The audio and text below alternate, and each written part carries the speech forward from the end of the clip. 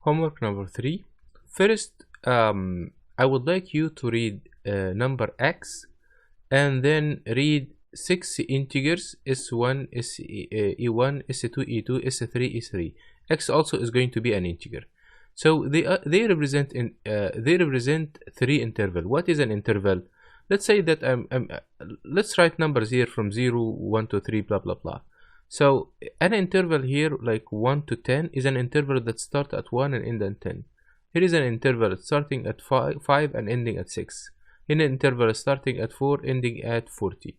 So the 6 numbers represent interval 1, interval 2, interval 3. Each interval is just start and end. The number x, we say that some number x is in a range if it really between the start and end. For example, we can see that 7 is between the range 1 and 10 and also between the range 4 and 40, but it isn't in the range 5 and 6. So the target here is to tell us how many of the intervals x is part of. So for example, here if I say that we have the value 7 and these 3 intervals in the picture here, the answer should be 2, because there are only 2 intervals that contain x.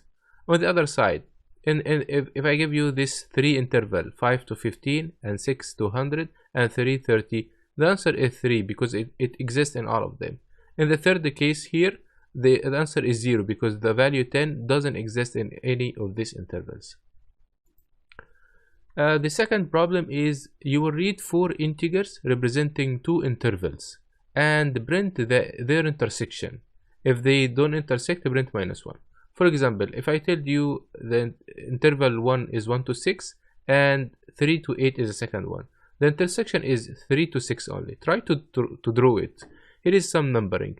The interval 1 to 6 is the number 1, 2, 3, 4, 5, 6. Interval 3, 8 is the numbers 3, 4, 5, 6, 7, 8. What is the intersection? 3, 4, 5, 6. Okay, so this is the interval 3, 6. So try to find this interval answer. If they don't intersect, print -1. That's all.